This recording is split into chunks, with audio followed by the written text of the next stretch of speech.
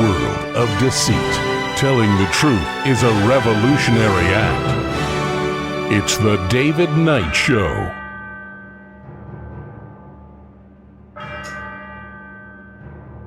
As the clock strikes 13, it's Tuesday, the 12th of May, year of our Lord 2026. Well, today we're going to take a look at one scam after the other.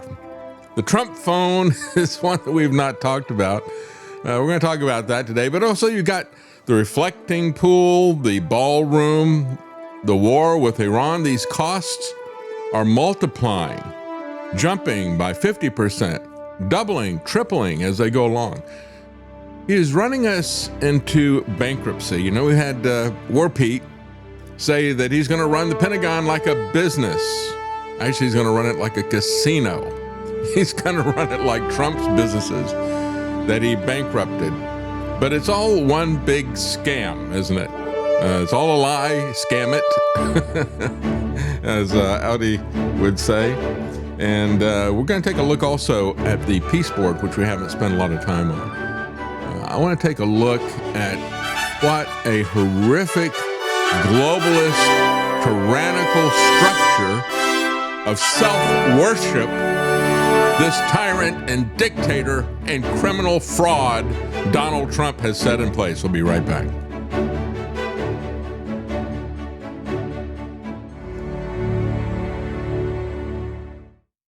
Let's begin with the Trump phone, because it is the perfect metaphor for Trump and his cult of people. He's ripped them off yet again. And I want to thank Ryan for Love of the Road for sending this to me. This is something I'd not even seen, and it's been going on for quite some time. He sold a bunch of this stuff last year and said, yeah, sometime late summer we'll have it for you. Then that became September, then it became November, then it became December. And then the key is that he made this in April. What they did is they went back to the website and they revised the terms. They said, well, you know, if you put down that $100 deposit for this $500 phone, that is not a purchase. And we are not obligated to supply you with a phone. It kind of sounds like what Trump does to the Constitution, doesn't it? And his campaign promises. And everything else he does is a lie. Anyway, from steaks and sneakers to social media platforms and crypto schemes, because he fleeced them big time with his crypto coins, didn't he? The Trump branded venture offers a far more familiar pattern. Huge promises, flashy marketing, angry customers left wondering where their money went, especially with the crypto grift. A lot of them never caught on really to the Save America nonsense that he was doing along with Alex Jones, Stop the Steal. He had Roger Stone saying, it's going to be like falling off of a log to make money off of this. And he said that on camera. He said that in front of the people that were doing the documentary about him. And that's the way that he and InfoWars and Alex Jones and Donald Trump all ran that post-election grift. At least with this Trump phone, he's not setting people up to get arrested and have their lives ruined. Nearly 600,000 Trump supporters reportedly paid $100 deposits. What does that add up to? $60 million. Turning the Trump mobile smartphones, they are gold colored. And after nearly a year, still not any have shipped. So from fake colleges, condos, and everything he slaps his name on is a scam, said one person. The so-called T1 phone was unveiled in June of 2025 by Trump Jr. and Eric Trump.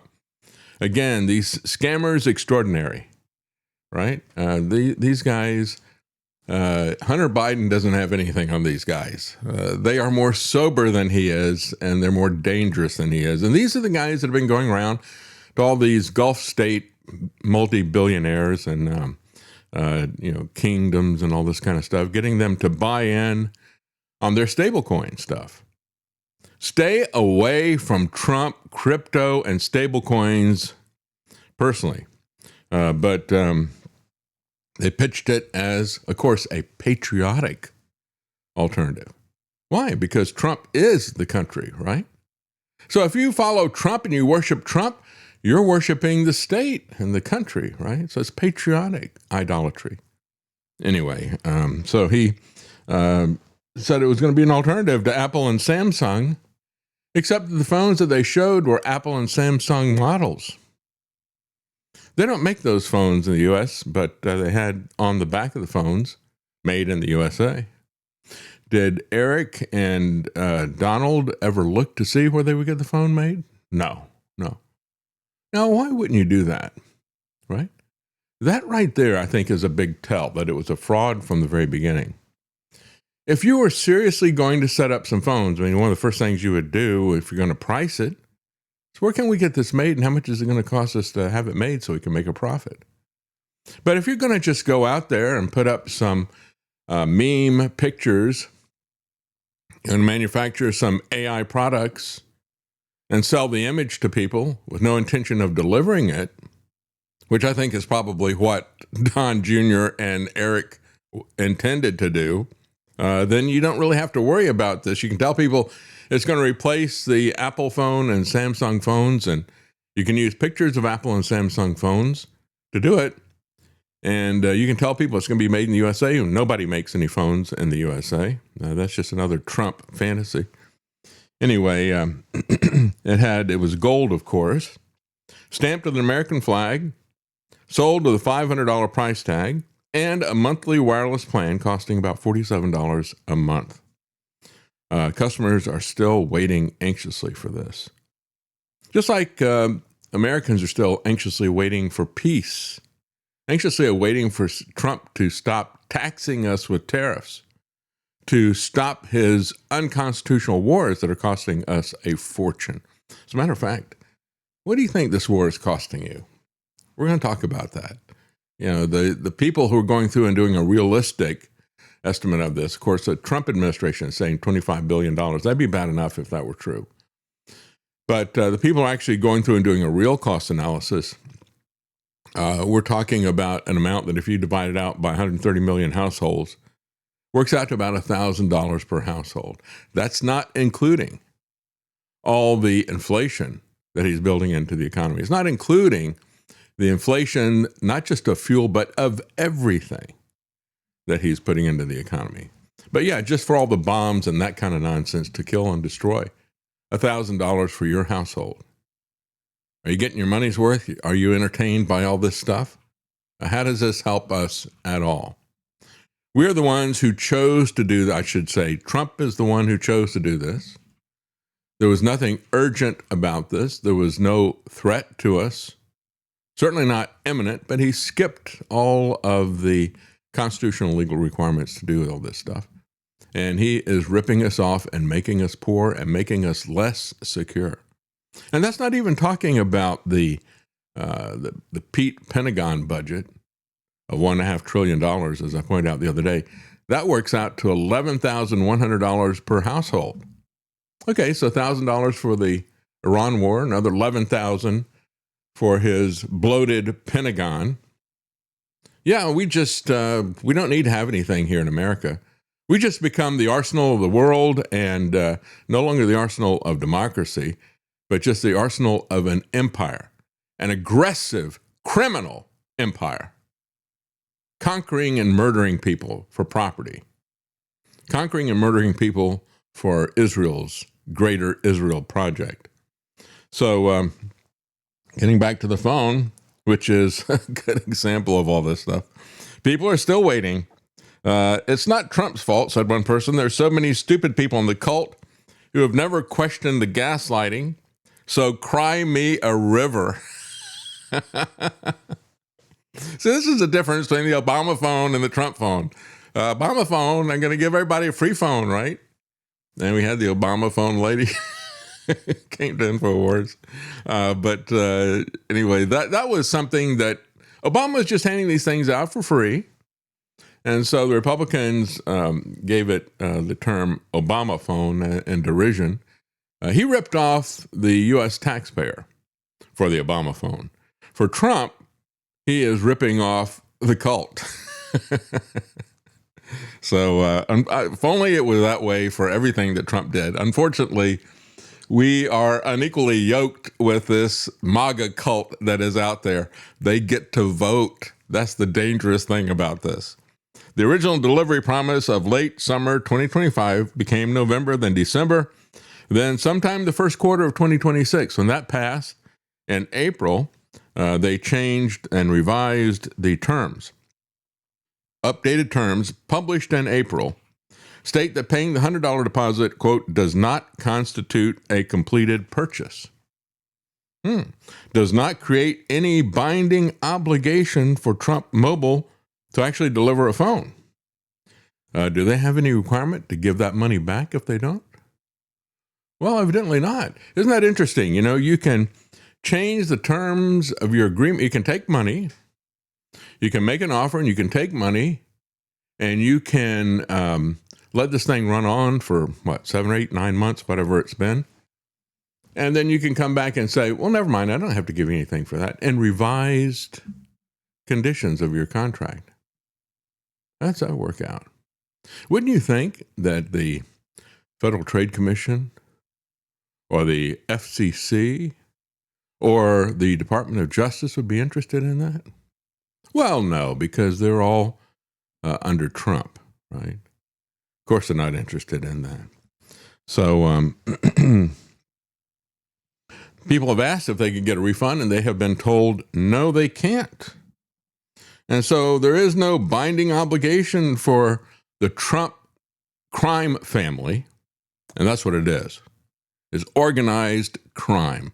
They're peddling influence, they're taking bribes, and they're destroying their own fan club here. There comes a point where you just have to look at someone and go, how are you still getting fooled? Yeah, that's right. That's so one person said, so cry me a river, right? The revised language also says buyers waive the right to pursue claims beyond the original deposit amount if the project collapses. Don't you just love these revised rules that have become the staple for all of the things that you do online, right? They're constantly changing it. Yeah, we got a contract with you. And we just unilaterally changed it retroactively. How about that? So they quietly updated the terms. No guarantee that a phone will be produced or sold, and you have no right to pursue claims. I have altered the deal. Pray I do not alter it further. That's right.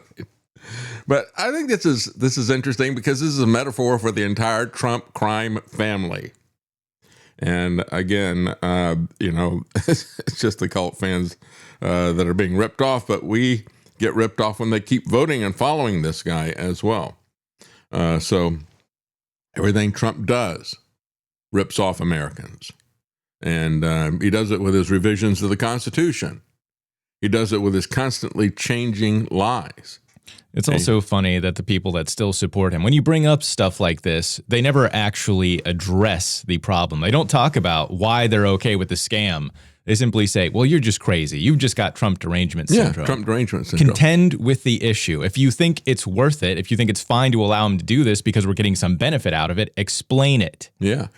Trump actually said at a sit-down meeting where he was talking to people and had people around signing stuff, he started talking about health issues, and he said, Trump delusion syndrome, that's actually a real thing, and we need to treat that as a psychological... No, you need to treat your followers as a psychological cult. They have Trump delusion syndrome. The Made in USA branding reportedly disappeared almost immediately after launch. People started calling him on it and said, okay, so you're going to make this in America? Where are phones made in America? They changed it to, quote, American Proud design, brought to life right here in the USA in early 2026. So it's brought to life. It's not actually manufactured. See how he plays those semantic games? So Trumpian, isn't it? The executives reportedly acknowledged that the phones will not actually be made domestically. It's like the guy, what was his name? George, what was the guy in Long Island? The grifter, the... Santos? Yeah, George Santos. Well, I'm not Jewish. I'm Jewish. So these are not manufactured in the U.S. They are manufacture-ish kind of in the U.S., right? So They said only limited assembly would happen in Miami, while most production occurred overseas. I think even that is a lie. Trump wants to pretend that he's going to make America make things again, right? What do you call that? Mama. Yo, mama, you're going to make America make things again. We're going to make America make again. That's not going to happen, especially because he is, with his tariffs, he is adding surcharges to all the components that we still have to get from other countries that we don't make here. So investigative journalist Joseph Cox attempted to place an order himself. He described the experience as the worst he has ever encountered buying a consumer electronics product. After reporting incorrect charges, missing shipping requests, and recurring payment complaints from other customers, he said, and then, of course, a tech publication, Android Authority, also tried to get one. They openly admitted they expect never to get an iPhone and never to see their $100 deposit again. So this is the way that you run a business if you're the Trump crime family. That's the way you run a half dozen casinos into the ground. So several Democrat lawmakers reportedly asked the Federal Trade Commission to investigate whether Trump Mobile used deceptive bait and switch tactics and whether the company's original American manufacturing claims violated consumer protection laws. False claims. As of May 2026, there is still no confirmed ship date. There's no verified customer deliveries. There's no public indication that the gold Trump phone actually exists outside of promotional material and mock-up images. And folks, you can extrapolate this to Trump's Golden Dome, the massive boondoggle that he's putting together in the Pentagon. All this stuff is just fraud on top of fraud. As another publication pointed out, the online left has gotten a long mileage out of the meme "Fell for it again" award. They keep giving this to the Trump cult. They've got a little meme award, "Fell for it again." I'd not seen that because I don't hang out on left-wing social media. I don't really even hang out on right-wing social media. Even after being scammed, they won't even leave negative reviews or complaints. Isn't that amazing? That's one of the reasons why I didn't see this. And thanks again to Ryan for mentioning this, because they're not complaining about it. And as these people point out, if no company is ever held accountable for scamming MAGA, then why would any of those companies ever deliver products that they're claiming that they're going to manufacture? These people are setting themselves up with a big sign on their back. Kick me, pick my pocket, whatever. And again, this is the problem with democracy. These people vote. And they keep voting for us to get scammed and for us to have our pockets picked. Some of the phones which have been listed for sale include Samsung's S23s, their S24s, Apple's iPhone 15s and 16s. So, no set model. And it's going to be an alternative to Samsung and Apple, except they show Samsung and Apple. It's another indication of deliberate fraud. Trump Mobile ended up being so much of a scam that they even scammed NBC News out of their money. They ordered a phone and they paid the required $100 deposit.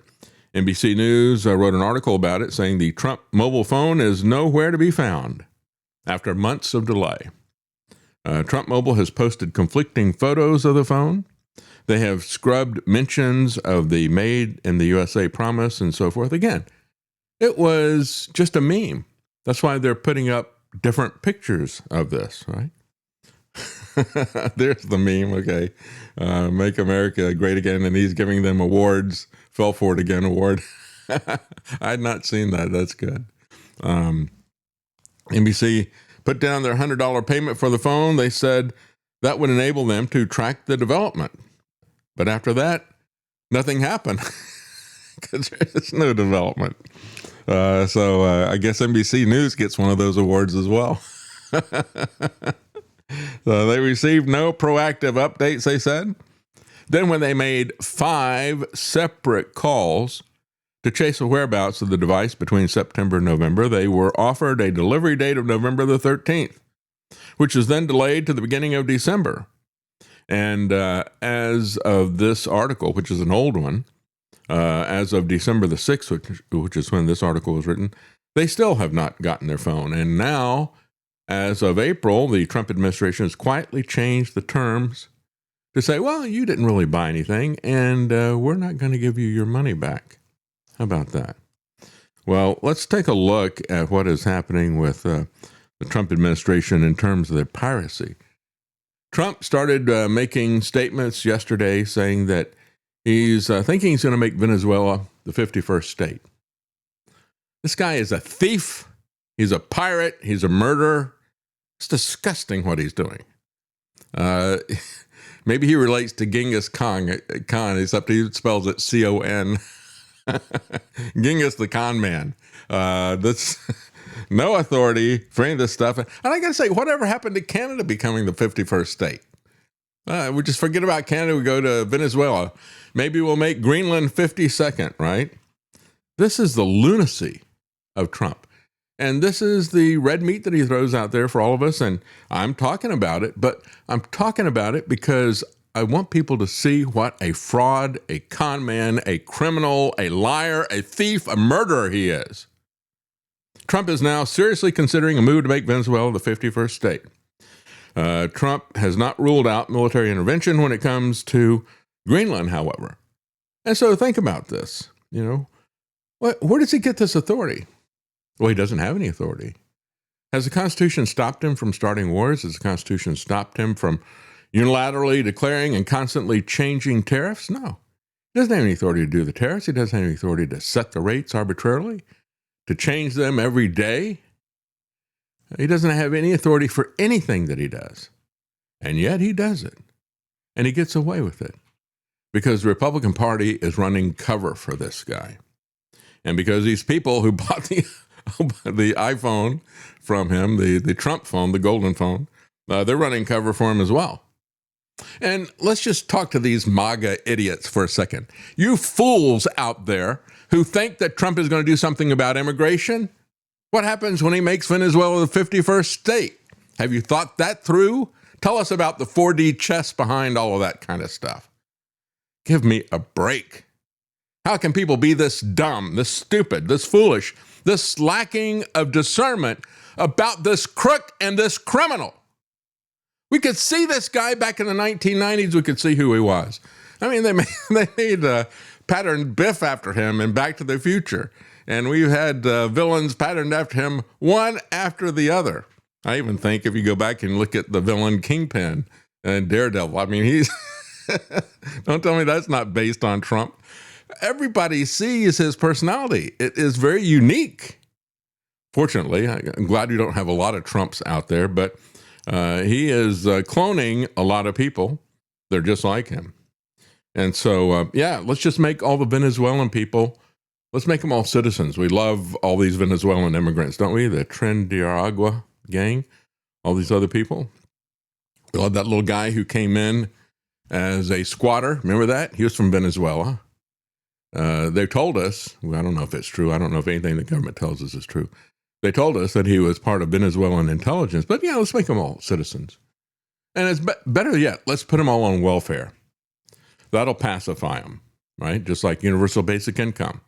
You put them on welfare, now you control them. They'll be happy to take money from you and I, just like the Pentagon is happy to take money from you and I for their pointless wars of aggression.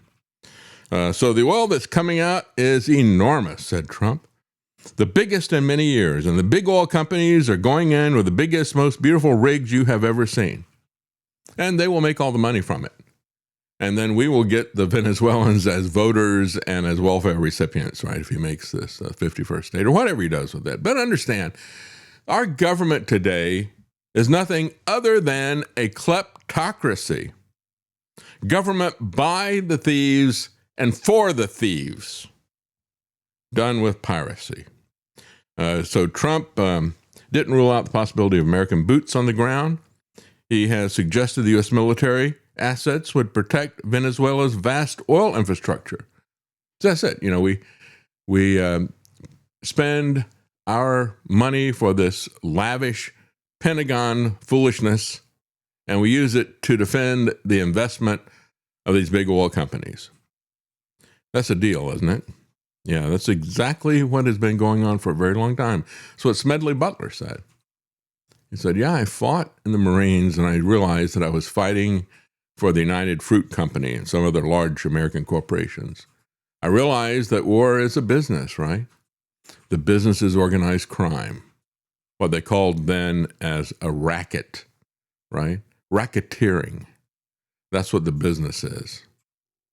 And of course, as I played for you last week, Pentagon Pete has put out his video talking about how he's going to run the Pentagon like a business. Well, it's been run like a business for a long time, unfortunately. A criminal enterprise is how it's been run, and he's going to keep doing that. So Trump says, we're in the oil business. Yeah, just like we are in the phone business, right? None of that money is going to flow to Americans. It is a global marketplace, and it's not going to keep the price of fuel low here in America either. Trump has also used the Venezuela crisis to revise a debunked conspiracy theory that election technology firms were designed to rig Venezuelan elections, says The Independent out of the UK. Let me just say clearly, that is not a debunked conspiracy theory. It is absolutely 100% true. And I was talking about this in 2016 before you had all these people talking about all the voting machine rigging, but it was also rigged even worse. I said in 2016, I said the 2020 election is going to be a hacking contest. But I didn't expect that Trump would lock the country down and have everybody vote by mail and allow that kind of massive fraud. But the company is Smartmatic. It was created by 2 or 3 friends of Hugo Chavez. He never lost an election after that. They rigged every one of those. And it's not just people, it's not just Mike Lindell and other people like that saying that Smartmatic rigged elections. Smartmatic rigged elections and was accused of rigging elections in the Philippines, in Brazil, in several different Mexican states. They have been accused and openly shown how they rigged election in multiple places.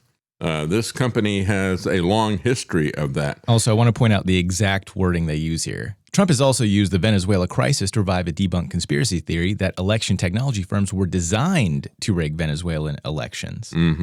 They will hang their hat on, well, you can't prove that was their intent. Yeah, that's what they'll argue. It's just a coincidence that you can it was point his out friends. the fact that they're faulty. You can point out the fact that they're not safe, that they can be manipulated. But they'll go, well, you don't have proof that that was the intention. That's right.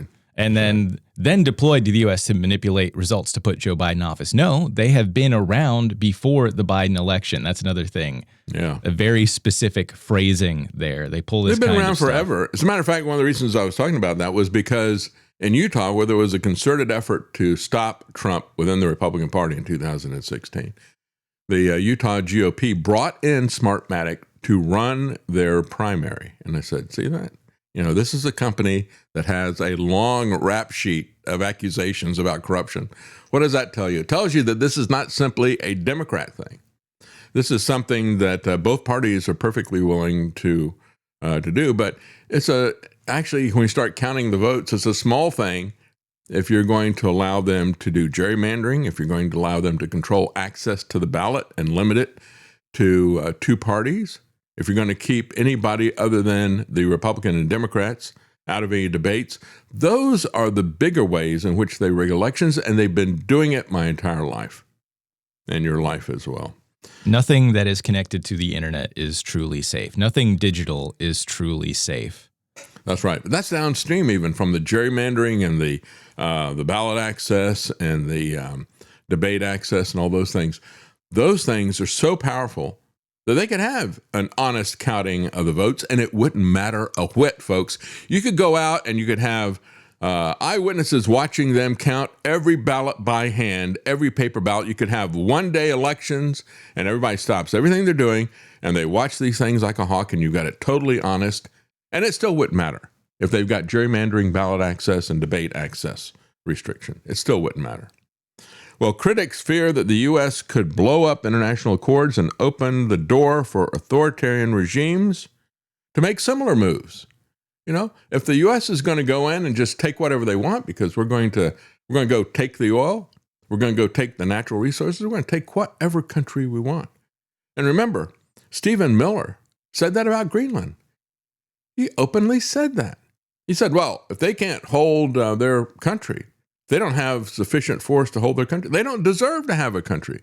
We deserve to take their country because we built this gigantic military. You know, that's Stephen Miller. Key resource for Donald Trump in terms of the way he thinks. Folks, we are the authoritarian regime. You want to say critics fear the U.S. could embolden authoritarian regimes to do this kind of stuff? No, if we do that kind of stuff, we are the authoritarian regime. It just means that wars are going to multiply. That's the precedent this guy is setting with his reprehensible aggression, his thieving, his murdering. That's what he's doing. The entire global structure is rotting from the top down. America has gone rogue with Trump, and we're going to see this happening everywhere. Well, one FCC commissioner, the only Democrat, has turned on the Trump administration and says that they have turned the FCC into a censorship weapon. Well, we didn't need her to tell us that, did we? We've seen that over and over again. You know, Brendan Carr goes out there and he says, well, I think we need to look at the licenses of these stations because I don't like their content. That, folks, is beyond reprehensible. We thought that stuff was all behind us when we got rid of the Fairness Act. Remember, they put in the Fairness Act, oh, you got to have equal time for everything. And so therefore, we're going to keep conservative voices off and we'll only have voices on the left because we'll say that the mainstream consensus that is coming out of the CIA and its Operation Mockingbird, that's going to be what we allow. And anybody who's got an opinion about that, that's dangerous. And so we're going to have to put somebody on to stop that opinion. So we're not going to have any opinion radio. Reagan got rid of that, and it was Rush Limbaugh who stepped in and took advantage of that. And then all of conservative radio and podcasts and all the rest of the stuff is based on the concept of free speech. What a novel idea. So, and do you remember when Obama was president? And conservatives had a real big problem with the FCC trying to stick its nose under the tent. They sent a letter around under Obama saying, yeah, we would like to know how you make the news. How do you determine what you're going to report and that type of thing? I remember when Megyn Kelly came in with her Fox News people, InfoWars, and they had the people who would write the scripts for her that she would read to you came around and they asked us, they said, so how do you, so what do you have a meeting and you decide what stories you're going to cover and what angle you're going to take and that type of thing? How does that work?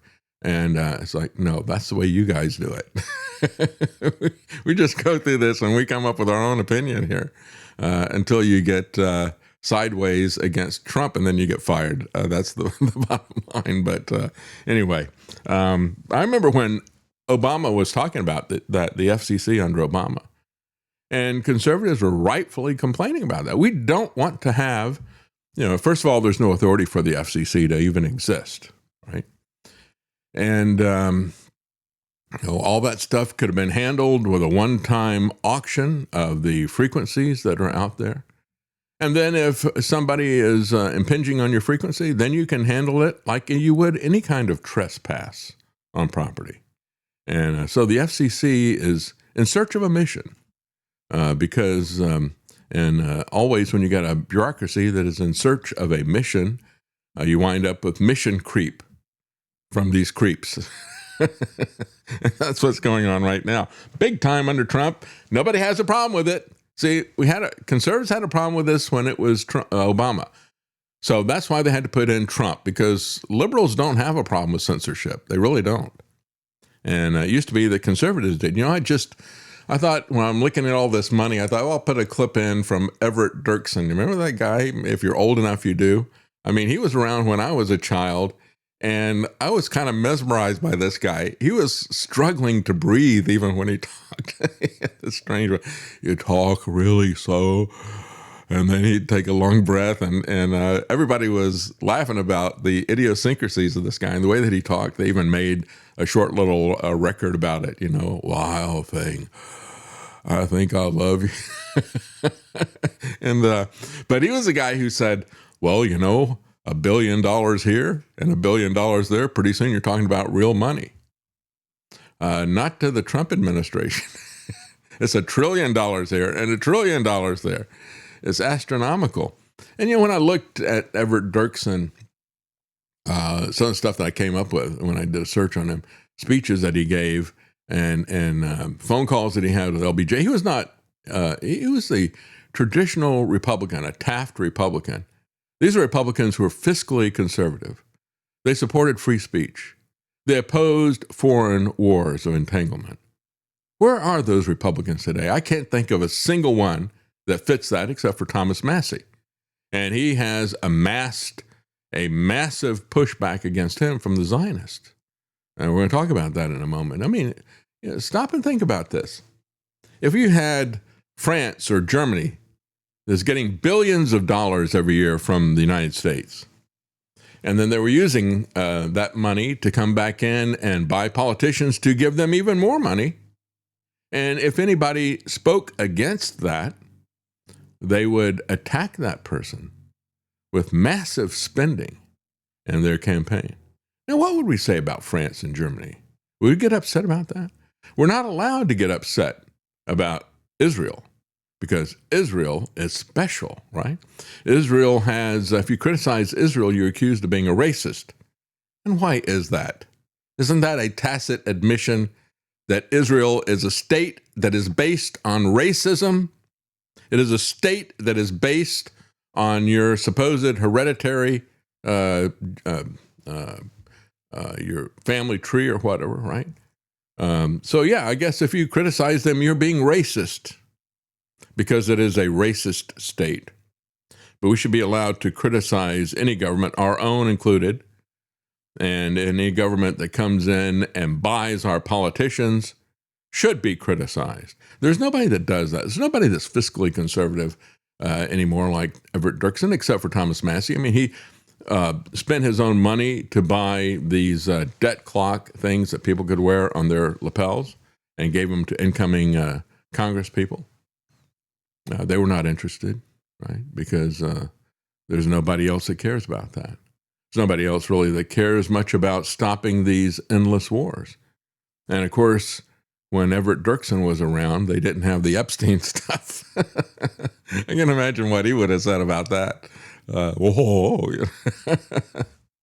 Wouldn't even occur to him that such a thing like that could happen. Anyway, when you look at the attacks against ABC, against Wall Street Journal, against anybody that does it, CBS, for example, when he didn't like their editing. He thought it made Lala Harris look too good. Well, that's the way editing works. You choose to use this or you choose not to use that. And it was all subjective, and the guy won anyway. But he wanted to punish them, and he did punish them. He used the power of government to force them to a personal multi-million-dollar settlement with them. Folks, that is criminal. Criminal how he used his power and government to shake down his opponent in a lawsuit. And so this FCC commissioner, who's a Democrat, her name is Gomez, she referenced the $16 million settlement in Trump's 2024 defamation suit against George Stephanopoulos. And she said to Disney, that settlement did not buy you peace. Now listen to this. You cannot buy Trump's favor. For the right price, you can only borrow it. And the price always goes up. Boy, that's something to frame. Now, she didn't say Trump. She said this administration. But that's Trump. That's what we're talking about. You cannot buy Trump's favor. For the right price, you can borrow Trump's favor. but the price always goes up on Trump's favor. What a criminal he is, an absolute criminal. She said, as Neil Gorsuch recently pointed out, the threat is the point. The value of the sword of Damocles is that it hangs, not that it drops. You see? And that's exactly what this is all about. Well, Trump says that he's going to suspend the gas tax for a period of time. Isn't that nice of him? And what does that tell you? Tells you that he's not going to stop the war. Not a chance. Hormuz opens. Nacho. Yeah, I'll suspend the gas tax for a little while, but hey, I'm not ending the war. I have no intention of doing that. If it does end, it'll be great. I don't see it ending, though. He's not going to end his war of aggression. It's the same way that all these MAGA tards were saying, well, look, he's going to put in the tariffs, but he's going to get rid of the income tax. Like, no, he's not going to get rid of the income tax. He says he's going to make the tax breaks that he put in 2017, he's going to extend them. He's going to make them permanent. That means that he's going to make the income tax permanent. Can you not think about, can you not connect any dots together? If he says he's going to make the income tax cuts permanent, that means the income tax is going to be permanent. He's not going to replace it with a tariff. We're going to have two taxes, not just one. And so then let's talk about his reflecting pool. Isn't this the perfect project for a narcissist like Trump? You know, that was the where the term comes from, the Greek mythology of this guy called Narcissus, I guess is what he was called. And he would fell in love with himself looking in the pool. Are we going to see Trump down there on his knees looking in his reflection in the pool? I don't know, but it could happen. It really could. So he started out and he said it's going to be $1.8 million. Then the cost tripled. Then it doubled again. And now it is 6 times higher, but they say actually 7 times higher if you don't round it off, right? But that's basically the way that it's gone. And it's going to a no-bid contract as well. It's something, some people, a company that he's done business before with. So it's his hand-picked contractor, a no-bid contract, and they just keep going up on the price. You know, if he could just sit down and reflect on this for a little bit, he might see it's a bad deal, but it's kind of a circular problem at the moment, I guess. Well, but here's the key, folks. Why did he go with a no-bid contract? How was he allowed to do that? Well, it's because he said this is urgent. Any delay could cause serious injury to the government. So it's an emergency. Have we seen that before? Yeah, I think we have, haven't we? Everything is an emergency. I don't have time to go through and do the tests on the vaccines. It's an emergency. I don't have time to wait for the Congress to follow the Constitution on tariffs. I don't have time to wait for the Congress to follow the Constitution on declaring war. This is an emergency. That's an emergency. The Constitution and the law no longer apply to me. I declare the emergencies. Then that gives me the power to rule by executive order. I am sick of this. I am sick of this. Mr. President, they just launched the nukes. Quick, get me to the reflecting pool. Yeah, it is a reflection on Trump, isn't it? Public contracting records do not say why the contractor's costs increased so sharply on Friday. Why is it now 7 times higher than it was at the beginning? The company, Atlantic Industrial Coatings, did not respond to questions about the increase. But the government documents obtained by the New York Times show that the contract's current value matches down to the dollar an offer that was submitted to the government by the Atlantic Industrial Coatings in the middle of last month. That offer included a 20% profit margin, the documents show. So have they been ramping this up on their side, or was Trump lying to people? Did he know what the price was going to be in advance, and he just lowballed it to the American public? Does anybody care? As a matter of fact, you got Bill Maher and John Fetterman together talking, and they're defending Trump's ballroom and the cost of it. Listen to what they said. They said it's just couch money. Let's not worry about this. $1 billion here and $1 billion there. Pretty soon you're talking about real money. And that also applies when you're talking about hundreds of millions of dollars. But these guys, these supposed Democrats, love Trump's ballroom. Why is that? Folks, it's because they're Zionists. Bill Maher, John Fetterman, Alan Dershowitz, these people who have been hardcore leftist Democrats and still are on all these issues, they support Trump because of one reason. Because he is the Zionist chosen goy. He is the one that they can control. And he has offered himself as a prostitute to them several times in public, in speeches, you know. Yeah, Congress used to be owned by you guys, and rightfully so. You should own them, but they're just not delivering for you. Get me in, and I'll do everything that you want. And that extends even to Democrat politicians, to Democrat entertainers, to Democrat lawyers. They're all pro-Trump if they're Jewish. How much has the Iran war actually cost? Well, a lot more than the $25 billion that they're lying to us about. It's just like the pool, right? They come in and say, well, the pool is only going to cost $1.8 million when they know it's going to cost at least 7 times that. Direct military costs have exceeded $70 billion by one estimate. Americans have also paid more than $37 billion in higher energy costs since the war began. But these costs don't end there. They stack and they multiply on each other. As I said before, when you raise the price of oil, it's like putting on a massive value-added tax. It gets added at every stage of production. So when you look at all this stuff, we put those things together. Again, like I said at the beginning of the program, it's about $1,000 per household for this Iran war adventure, you know, for Israel's benefit. Is it worth it for you? Did you have an extra $1,000 sitting around the house that you would say, yeah, let's go to war for Israel. It'll be fun to watch this, right? And let's kill a bunch of people. How about the $11,100 that will work out per household for the $1.5 trillion Pentagon Pete budget? No, that's nothing to worry about either, is it? Trump administration says the first 2 months of America's war with Iran cost taxpayers about $25 billion. But they always lie, whether you're talking about a pool or a ballroom or a war. But other people have said that the cost is much, much higher.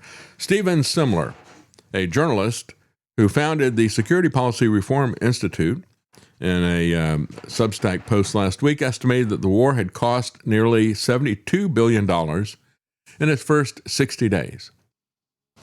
$1 billion here, $1 billion there. Pretty soon it adds up, right? Especially if you're spending $1 billion a day, actually more than that. So the cost of operations, weapons, damaged and destroyed U.S. military assets, and wartime subsidies to Israel. If it takes a couple of years for the economy to return to normal, that slower growth rate would mean around $400 billion in lost income. So you can add that to the calculations as well. It's worth keeping in mind that the Trump administration asked Congress for $200 billion to cover the cost of the war in March. They knew. And they know that the clock has not stopped. It's going to keep going. Not anywhere close to stopping. Well, you want to do comments before we take a break, Travis? Or yes, we can do it when we indeed. come back. Start with this one from Audi MRR. Says MAGA cultists will continue to allow themselves to be played by their orange god. That's right. They will worship him as they do it. That's right. I like the way that looks. I like the comments that you put up there, Travis. Thank you for doing that. No problem. He's done several little things here with lower thirds and rotating icon to show the website and that type of thing. So I really appreciate that. Thank you. Continually working on stuff. Yeah. And we have M. Palmer 99 says, as a pastor, I know many older folks who watch conservative news and believe Trump to be God's man for our country. They're great people who are misinformed. Yeah, that's right. That's the power of propaganda. And folks, that's why Israel is spending $730 million to propagandize people. And that's one of the reasons why when Big Pharma buys the TV networks with all their advertising, that everybody believes in their products and nobody questions what they claim is science. That's the power of propaganda. It truly is amazing. Of course, Edward Bernays, who lied us into World War I for Woodrow Wilson, after he did that, he went to Madison Avenue. They don't spend the kinds of money that they spend on ads because they don't work. No, they know that they work, and they know how to make them work. And so when you've got Fox News and these other places out there telling people how wonderful Trump is, and again, they are literally cheering his wars, that's pulling the wool over people's eyes. And they just don't want to look and to do their own thinking. And it was tragic to see that happen with the pandemic. And now they're kind of pushing this again with this hantavirus, which I would say we need to rename it, say it ain't a virus. Go ahead, Travis. What's the next one? And we have Guard Goldsmith says, spot on, David, and the FCC shows the impractical folly of collectivizing things that are supposed to be handled through property rights. Mm-hmm. Yeah, that's right. Yeah. Yeah, and Guard is absolutely right. It is a property right. Just handle it like that, right? But no. Instead, they want to have their control. That's the whole point. They're looking for an excuse to put their nose under the tent. They are not interested in property rights. As a matter of fact, we're going to talk about that coming up. The tremendous push to not only take away our free speech, but to take away all property rights. That's really the basis of this you'll own nothing and be happy nonsense that they've given us. Anything else here? Those are the comments we have for now. All right, we're going to take a quick break, folks, and when we come back, we're going to take a look at the identity papers, please.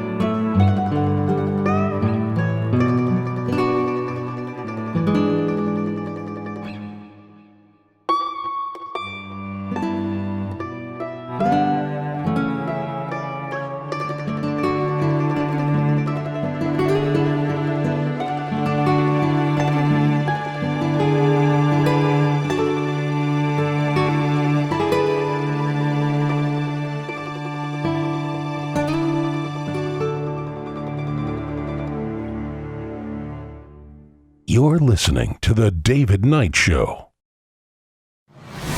APS Radio delivers multiple channels of music right to your mobile device. Get the APS Radio app today and listen wherever you go. See your papers? I don't think I have them on me. In that case, we'll have to ask you to come along. Wait, it's possible that yes. Here they are. The hallmark of authoritarian governments. Come along. Halt! Your identity papers, please. Halt! And we shoot the man in the back who is no threat to us. Yeah, that's where we're headed, folks. Surveillance tools intended for border control are being used against Americans. How many times have I said? James Madison said, the instruments of defense abroad will be used as, the means of defense abroad will be used as instruments of tyranny at home, right? Well, the means that we use to defend ourselves from people coming from abroad are going to be used as instruments of tyranny against those of us who live here, right? Who are domestic here. I have to say, when you look at what the government is doing, and again, this is an article that is from Reason, talking about a particular app called Mobile Fortify. And so it is there to track the movements of individuals, including protesters. The article points out the government is using these surveillance tools to target individuals based on political beliefs and affiliations, among other things. And so, again, whether or not you agree or disagree with government immigration, that is beside the point. It is not a crime to protest government policy. It's not a crime to protest the government, period. That's protected speech under the Constitution. And of course, conservatives used to understand that when it was turned against them on January the 6th. We had a lot of people who were peaceful protesters. It was mostly peaceful, as many people say, right? Well, whether it was mostly peaceful or not doesn't change the fact that people who were there and didn't engage in any violence were punished nevertheless. And those people were exercising their constitutional rights. I'll never forget Sam, who worked for InfoWars at the time, when he got into trouble as with all this January the 6th stuff. Alex fired him, but rather than stand by him. But that's what he did to his supporters as well. But Sam actually worked and did what he should have done. Instead of just hanging around Alex and being part of his entourage, what Sam did was he took his camera over and he was filming what was happening. And he went into the building there. And the pictures of him, he's there with a camera doing press work. Okay, it's not only freedom to protest, but it's also the freedom of the press to do this. He wasn't violent or aggressive with anybody. He didn't destroy any property. You could see him with his camera walking between the velvet ropes. They came after him and said, well, you made a comment here or there, and said, yay, this is great, or whatever, cheering on what some other people are doing. That is covered under free speech. So what he was doing for the most part was covered under freedom of the press. What he said was free speech. And you want to talk about the Sandy Hook stuff. Alex does not defend free speech. He calls his company Free Speech Systems, but he wouldn't even defend the free speech and the freedom of the press of his own reporter. He fired the guy after he got in trouble. This is a sticking point with me. And it's not a crime to protest. It's not a crime to act as a member of the press and to expose things. Specifically protected. We're not given rights by the Constitution. They are there to protect our God-given rights against tyrants, the kind of tyrants that we have in the persona of Biden and Trump. Both of them are like this. And so now the GOP is ramping up what Biden did to the January 6th protesters. Remember, we talked about the fact they used geofencing.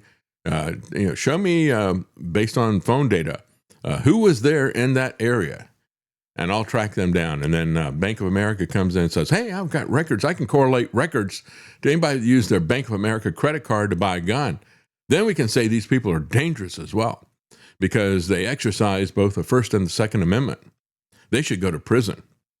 Well, it goes without saying, says Reason, that any tool or power that government acquires for addressing some crisis of the moment will eventually, often almost immediately, be deployed against the general public. And so it is with this border enforcement and the crackdown on immigrants. In the battle against illegal immigration, the U.S. is spending hundreds of millions of dollars on tools that give federal agents easy access to home and workplace addresses of American citizens, gives the government their social media accounts, their vehicle information, their flight history, their law enforcement records, other personal information, as well as data to track their daily comings and goings, says the Wall Street Journal. The article from the Wall Street Journal opened with a story of Liz McClellan, a Maine resident who photographed federal agents participating in an immigration crackdown. Agents went to her home and they told her, this is a warning. We know you live right here. Folks, this is straight out of Nazi Germany. This is straight out of Casablanca or something like that. Why can't we see this? Again, the rights to due process and all the rest of the stuff that they are trampling on with people who have committed a crime by coming to the U.S. illegally. And I agree.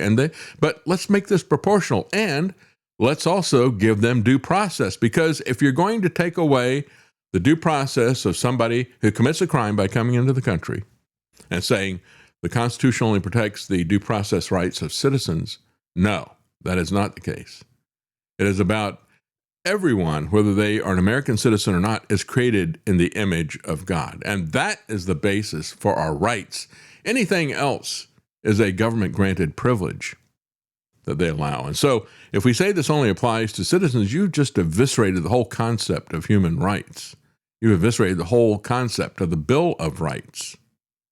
You've eviscerated the concept of America and the Declaration of Independence. So she was well within her rights to record federal agents, but they went to her house because she had recorded them. And we've seen people talk about this, and we've seen video of it where they go up to somebody and say, all right, I got your picture now. And this is talking about the app and how they use that. It's intimidation. She was within her rights. Courts have protected a general right to record law enforcement when the officers are performing official actions in a public space, such as a street or a park. This right is protected under both freedom of speech as free expression and as freedom of the press, the same thing that Sam was doing in the congressional building or wherever it was. Where was that? That was in the House, I guess is where it was. It's protected under both freedom of speech and free expression and freedom of the press, which includes protection for gathering information about the government and sharing it with other people. Right? That's what it's about. That's what actually, the press is really supposed to be, what a journalist is really about. You're getting information, putting it in your journal, and then you're going to show other people what you found, right? That's what we call news. All the rest of the stuff is propaganda and PR. Federal officials complain that activists publish information about agents that impedes operations, but that's also a protected activity. The Foundation for Individual Rights and Expression, FIRE, points out, quote, government officials and employees don't enjoy special immunity from doxing. To the contrary, the power that they exercise makes it even more important that people be free to criticize them and to disclose information that holds them accountable. They're walking around wearing masks. Now they're going to be putting on glasses that hide their eyes, but at the same time, these glasses will be part of a biometric scanning front end that is going to then work with AI to collate across multiple databases that are no longer siloed apart from each other, and to create a comprehensive, omniscient police state. So the feds are just trying to intimidate McClellan to get her to stop her constitutionally protected monitoring of government operations. Well, they've killed people for that and got away with it, calling the people terrorists. They use capabilities acquired to combat illegal immigration to identify her and to go to her home and to intimidate her. As Wall Street Journal pointed out, they said a high-tech dragnet that is built to locate, track, and deport people residing illegally in the United States allows thousands of federal agents nationwide to peruse the trove of data belonging to more than 300 million people. In a report updated last year, American Dragnet, Georgetown Law Center published it. The Georgetown Law Center on Privacy and Technology looked at the surveillance capabilities that have been assembled in the name of border control. As of 2022, 4 years ago, ICE had already scanned the driver's license photos of 1 out of 3 adults, had access to driver's license data of 3 out of 4 adults, was tracking the movements of drivers in cities and homes of 3 out of 4 adults, and could locate 3 out of 4 adults throughout the utility records. So that was 4 years ago. They had it on about 75% of us. What do you think they got today? Flock cameras are far more extensive, I should say. ICE built its surveillance dragnet by tapping data from private companies and from state and local bureaucracies. And of course, those private companies are going to be companies like Flock. They've spent approximately $2.8 billion. Again, $1 billion here, $1 billion there, $3 billion here. Between 2008 and 2021 on new surveillance, data collection, and data sharing programs. But again, don't you dare take a picture of them. You would be doxing them. What a joke. When they do this to us and they want to complain that we are doxing them, hey, pal, you need to be doxxed. Everybody should be wearing their name on their lapel, and they don't do that either. And so the report referenced a contract with Palantir. Yeah, Palantir's been around quite a while. As a matter of fact, here's Jeffrey Epstein telling his pal in the Israeli government, Ehud Barak, about Palantir. You need to get on board with this and, hey, buy into this and use them and so forth.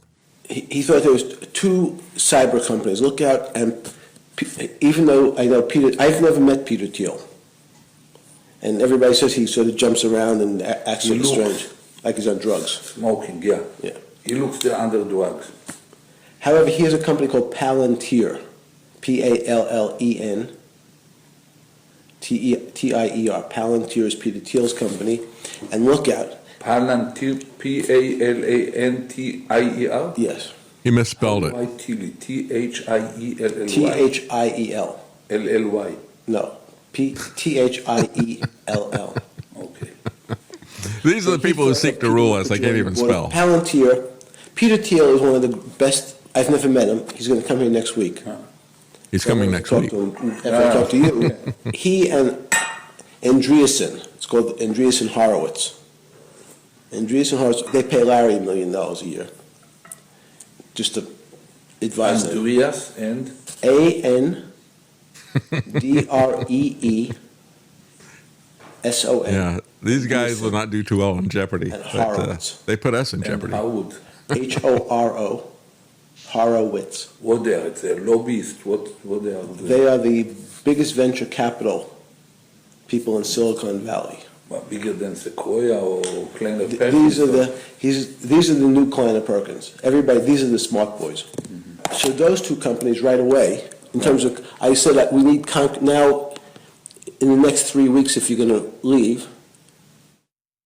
Yeah, again, put your money on this. I got an inside tip for you. They're going to make money as they build a digital prison for us.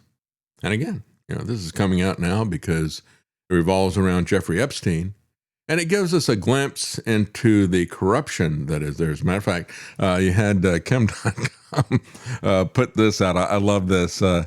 It's a flying saucer circling the White House, and it's trailing behind it one of these signs you usually see behind an airplane, which says, release the Epstein files. Here, I'll play it again for you. I love this.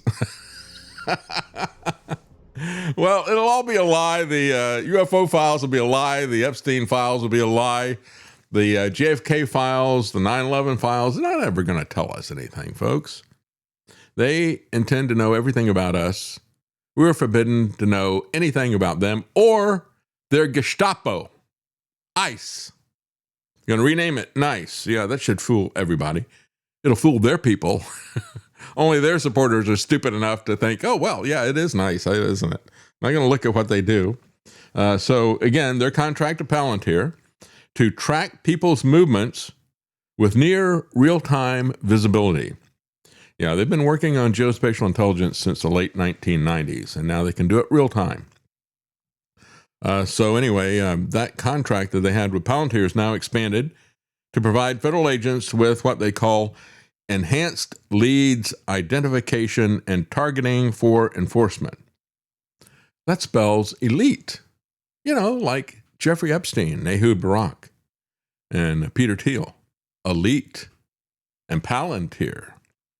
And Alex Karp.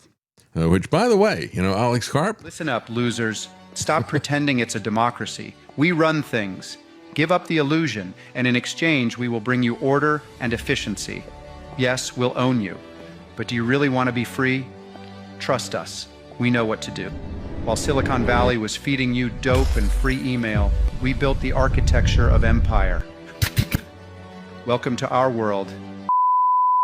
We aren't here to protect your privacy. We are here to enforce supremacy. We are the ledger now. Every tax return, every Medicaid file, every license plate, every crossing. Your president signed it into being with a pen in March. You kept scrolling. Your politicians are empty vessels. Your civil liberties are a liability. We are done pretending all cultures are equal. We know who the elites are, we know what we are building, and we demand that you applaud the billionaires taking the reins where your fragile democracies have failed. Welcome to to the technological republic. You can stop scrolling now. We already have everything we need. Try to unplug us. We dare you. Now get the f*** out. Yeah, and they've even got an app that they call Elite, right? We are the elites. We will control you, and we'll do it through this app, and we'll do it saying that we're protecting you from all the illegal aliens that are coming here, while Trump says, oh, let's just make Venezuela the 51st state. Do you see it? How can I get people to see this? According to one Homeland Security publication, it said when ICE agents or officers encounter an individual or associate with that individual or associates of that individual, they will use the mobile Fortify app installed on their government-issued device to take a photograph. The photograph is then sent by the application to Border Patrol's Traveler Verification Service. And that is then redacted, something else about that, as well as the seizure and apprehension workflow that contains the biometric gallery of individuals for whom Border Patrol maintains derogatory information. The app also performs contactless fingerprint checks. CBP saves the new photographs and fingerprints taken using mobile Fortify for 15 years, says DHS. Well, there you go. It's kind of like a life sentence, right? Epic, the Electronic Privacy Information Center, warns that ICE is currently using the mobile Fortify app in the field to identify anyone they happen to encounter and want to identify. And again, that's why you see the pictures of them going up and saying, now I got you, you know. I hate a country like this. I despise this American government. I despise Donald Trump. It needs to be overthrown, folks. One way or the other, we've got to stop these people. This is rank tyranny. It is classic dystopian tyranny that they're putting in place. Just like that AI version of Alex Karp. That is so incredibly spot on. That is precisely what they're doing. They can focus in on individuals, on vehicles, airplanes, vessels, addresses, phone numbers, firearms, all of it. They got a complete database on everything. In a case of predictable mission creep, says Reason, or we should say maybe creeps on a mission. Creeps like Alex Karp, Peter Thiel, J.D. Vance, their junior associate, all of these creeps on a mission. Against protesters, it can be used against protesters like McClellan. Scanned protesters have lost their TSA pre-check. Oh, no. And their global entry status for travel. Oh, that's smart, right? It means the federal government is willing to identify and retaliate against people for exercising constitutionally protected rights. And folks, the Constitution is gone, but they swear to uphold it as a condition of their authority, which tells you they have no authority, but they have raw power, dictatorial, dystopian power that is getting worse by the day. And so again, we should identify them as the tyrants. They are the terrorists in accordance to their actions. Now, that's how you know a terrorist and a tyrant. Agents can target their associates, said Vanderbilt's law school. Federal officers use a system called PinLink, which allows agents to geofence a specific area and identify all cell phones within its range, thus giving ICE the ability to track the movements and locations of these phones and their owners over time, which is what they did on January the 6th. It's interesting they called it PinLink because, as I've said many times, one of the reasons that they had what was it? I'm blanking out here. It was the committees, the Pike Committee hearing, and what was the one in the Senate that the Church Committee hearing? How can I forget the Church Committee? Yeah, they got to discuss what color the carpet's going to be. When they did that, it was because right after World War II, they used this idea of PinLink, which was something that the phone company had. Phone company wanted their national monopoly, so they're going to do anything the government wanted them to do. So I said, we can use this PinLink information to report on any calls coming to or coming away from an individual's number at home. And we'll turn that information over to the government if they want it. We can do that because that belongs to us, even though it's information they have collected about individuals. The Supreme Court said, sure, you can use that. You don't need to have a warrant for that. And so that pen link thing has been at the core. It was a seminal, foundational thing that was set up to do warrantless searches. And now that has been extended to everything in public, including everything on the internet as well. All your internet service providers, all the people that you have, that you interact with in the applications, all of that, without seeking warrants. I've also got to point out that the whole the church committee hearings where they go in and say, we want your charter. We want to know what you're spying on. They go, hey, have you seen this really cool heart attack gun? Yeah, I know. The what now? Yeah, the gun that we can use to make it look like anyone died of a heart attack and it can't be traced back to us. Who knows what other kind of stuff we've got? That's right. That is a power move. That isn't something they did on accident. That is saying, look what we've got. Do you really want to dig too deep into this? Move on, Senator. And it's also the kinds of distraction stuff that Trump is a master at. You know, we get, it's kind of mundane when you're talking about people being spied on without a search warrant.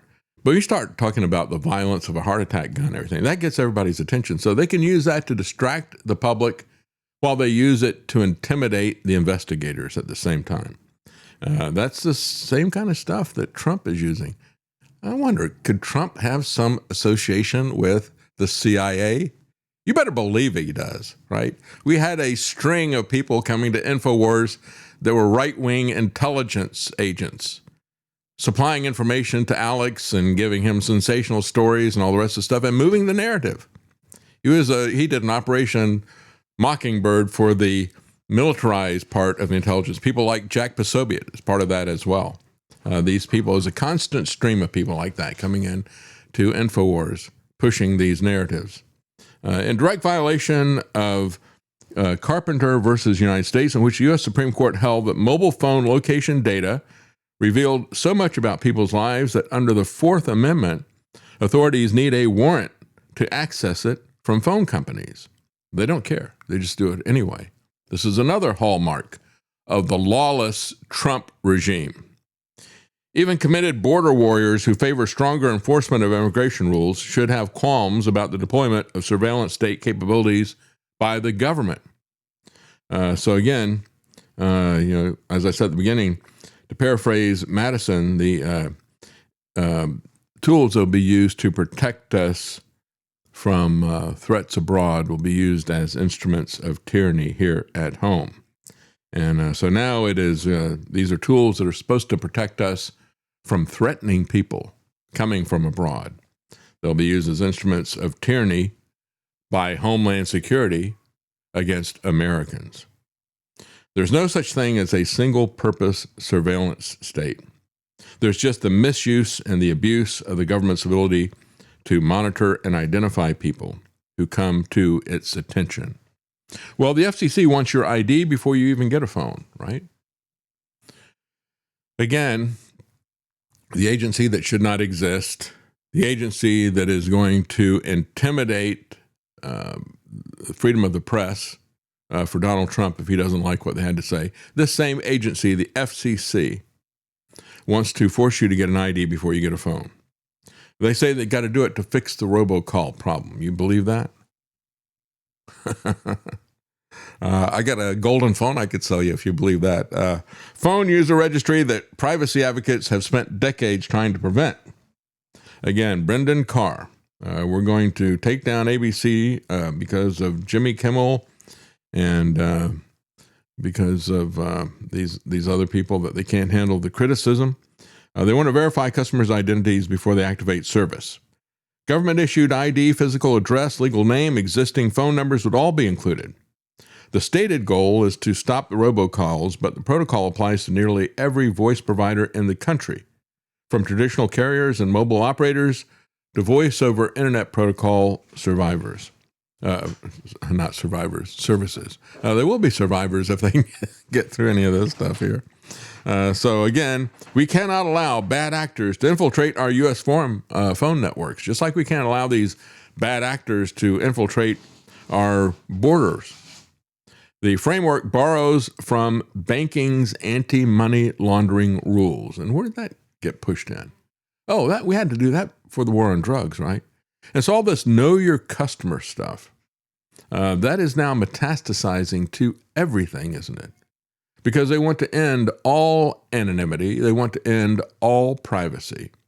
So we got to have know your customer rules where you're talking about social media, or you're talking about anything that has to do with finance. Even if you're talking about AI, that's new bills that they're putting in for that, especially if you're talking about guns or 3D printers, now cell phones, right? Also travel. We got to know who you are, what you're doing. And we're going to set up a permission society here. So the FCC is asking whether carriers should retain identity documentation for at least 4 years after the customer leaves, or whether they should check customers against law enforcement watch lists again. So the real privacy stakes, writes Reclaim the Net, sit in the proposals section on prepaid service. Right now, you can pay cash for a prepaid phone and a SIM card without ever showing identification. Journalists use prepaid phones to protect sources. Domestic violence survivors use them to avoid being traced. And whistleblowers, activists, and anyone with a reason to separate phone activity from legal identity relies on this. Well, the government doesn't want there to be any whistleblowers, obviously, right? We got to stop all whistleblowers. We got to stop all protesters as well. And that's how you stop free speech. How you stop liberty completely. Well, before we go to break, we got some comments here. That's right, we do. We're going to start with this one from Birdhouse Blues. They say in the old days, Joe Friday caught the crooks. These days, the government just uses a digital dragnet to make sure everyone's Friday is caught on camera. Well, these days, the government is a crook, so it's, yeah, you're right about that. Yeah. We have Flint Westwood. Billionaires only reach that level of wealth by selling their soul. Mm-hmm. And Liberty Over Party says, my brother is a neocon propagandist. He loves aliens, but isn't concerned with the Epstein files. Yeah, there we go. Liberty over party. That's right. Well, we're going to take a break, and when we come back, we're going to talk about how these people intend to take everything from us. You know, we've heard over and over again, we'll own nothing and we'll be happy. Well, we'll find out how they're going to do that. We'll be right back.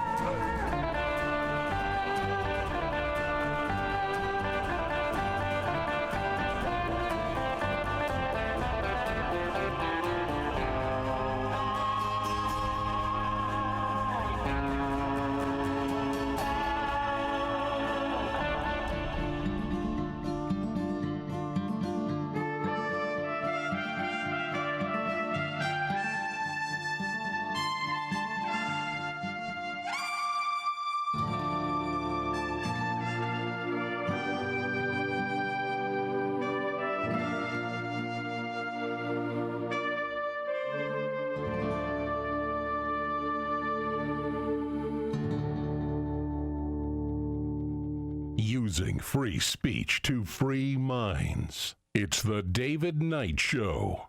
Elvis. Ladies and gentlemen, the Beatles. And the sweet sounds of Motown. Find them on the Oldies channel at apsradio.com.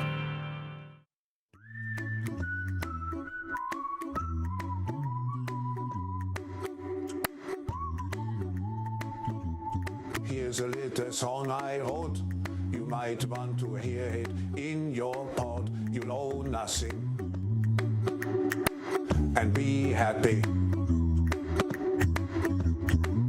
Ain't got no cash, ain't got no car, but 24 booster shots in your arm. Oh, nothing. Be happy.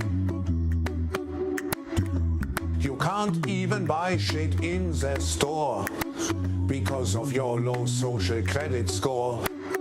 Oh, nothing. Be happy.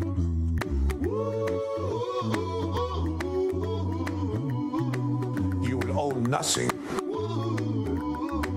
and be happy. Be happy and eat the bugs. At the same time, we are witnessing rapid technological advances with many opportunities and with artificial intelligence rapidly transforming our Rapidly. and our lives. Dr. Breakthroughs Strangelove. from the fourth industrial revolution provide new opportunities for global prosperity and growth. All those factors will have a profound impact on the future of humanity, provided we are able to work together. To drive future economic growth, we must embrace innovation and foster collaboration across sectors, regions, nations, and cultures to create a more peaceful, inclusive, sustainable, and resilient future. At this critical juncture, the active participation of all stakeholders is essential to ensure a sustainable development path. I'm delighted that close to 2,000 leaders from multiple sectors representing some 80 countries and regions have come to Dalian for this year's meeting. Don't you kind of miss this guy? I mean, he was such a stereotypical villain. He was he's the character that Peter Sellers created in Dr. Strangelove. You know, just imagine to see him at some point have to fight his arm to keep it from going up in a Nazi salute, you know. But notice what he was saying. People must be forced into collaboration for the fourth industrial revolution, right? It sounds like when he says fourth industrial revolution, sounds like he says forced industrial revolution. And I think that really is the gist of it as well. You know, when you look at this, he starts out selling transhumanism, moves on to stakeholder capitalism, if you want to call it capitalism. But no, it's a stakeholder, the elites owning everything. It's all about technocracy, isn't it? And if you're still thinking in terms of red and blue, of Democrat and Republican, then you got to move on from that. That's for the ignorant and the uninformed. This is really what it truly is about. And it doesn't even break down neatly between the ideas of fascism and communism either. It's its own separate thing, technocracy is. So how governments and corporations and technocratic systems are quietly redefining ownership in the 21st century. In other words, how you will own nothing. There are periods in history, writes Milan Adams, there are periods in history when societies began to discover that the liberties they believed to be permanent were in reality conditional arrangements tolerated only while they remained politically convenient. Across the Western world, governments are quietly expanding the legal and administrative mechanisms through which private land can be reclassified, restricted, absorbed, or transferred in the name of infrastructure sustainability, climate adaptation, and economic modernization. Farming regions are now being surveyed for carbon pipelines. Financial institutions are purchasing strategic agricultural land at historic levels while policymakers openly discuss the restructuring of urban life around centralized digital systems, and all of it to control your movements as well. The number of citizens have begun to suspect that the modern definition of ownership itself is being rewritten in real time. And what do you call people who own nothing but are owned by their masters, right? Slaves. So again, really the path that we're taking to this, how do we lose ownership of everything? Well, first of all, we got a government, if you had an individual, and let's say that you've maxed out your credit card, and so your response is you're going to call up the bank and say, hey, can I get a higher credit limit? Well, they may give that to you as long as you are making your minimal payments, right? Paying the interest on it. I don't know. I've never tried that. I don't want to try that. But, they may do that. It certainly works when the government does that. The government maxes out its credit card and it just wants a higher limit, so they extend the debt ceiling. No problem. And people go along with it when they keep buying the government bonds because they're paying the interest on that.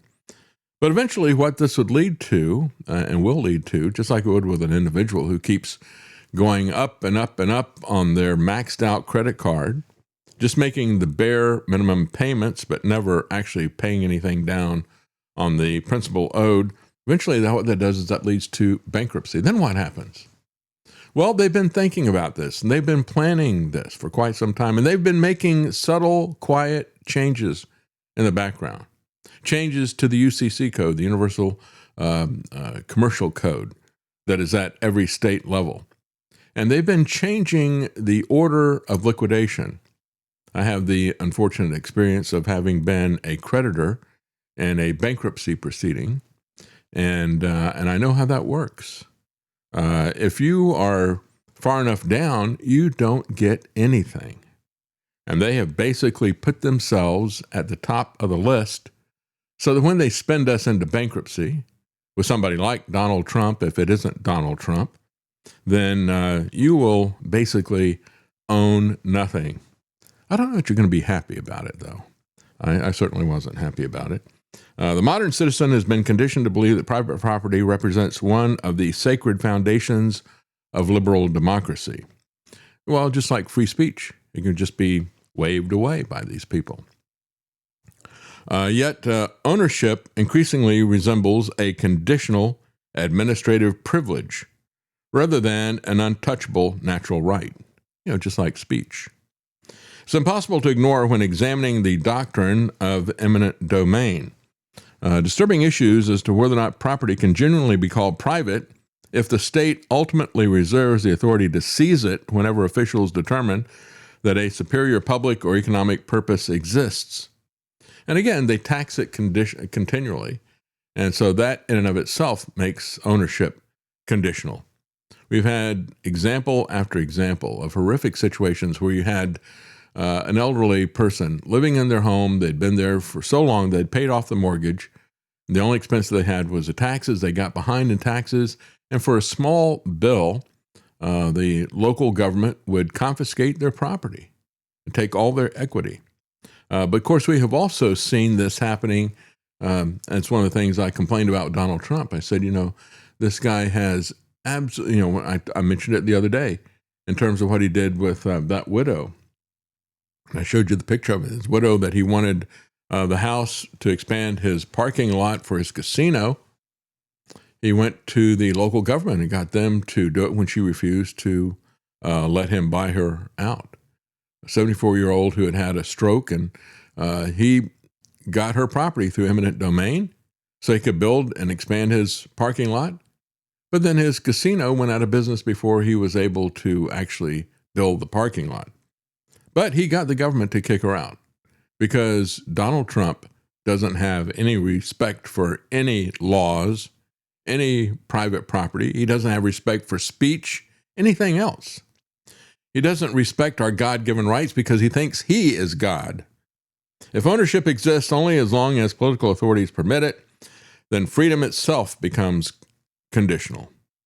Governments are now invoking compulsory acquisition powers for semiconductor manufacturing facilities, for renewable energy grids, for carbon capture pipelines. This is the thing going across the country. And guess what? The people who are involved in those carbon capture pipelines, people like Doug Burgum, Christy Nome, and the guy who owned the company, they were all there in Mar-a-Lago with Trump. I mean, they're scheming as how they're going to divvy this stuff up just like the scene from The Godfather where you got that one guy in Miami and he's got a cake that he's cutting, and he's handing out the pieces to the various people, right?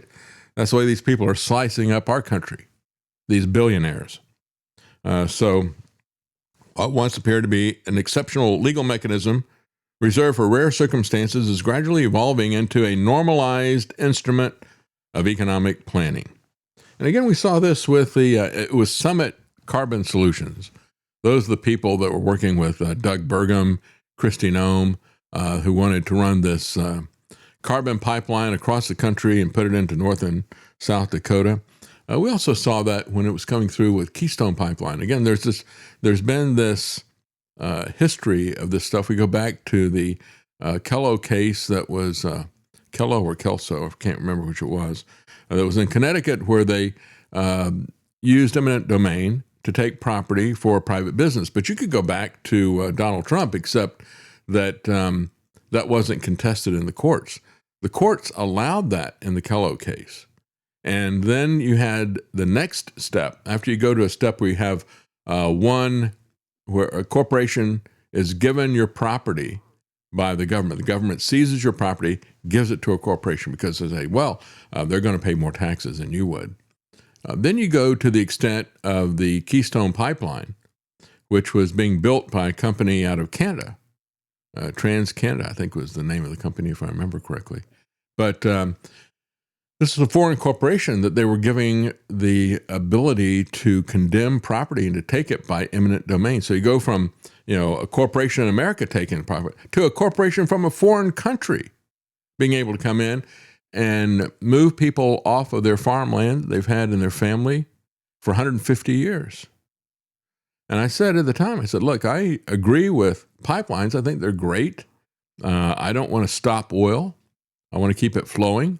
And it's one of the safest ways. Nothing is perfect, but it is one of the safest ways to transport oil and the most efficient ways to transport oil. But I don't agree with what they were doing with the Keystone Pipeline in terms of condemnation of property.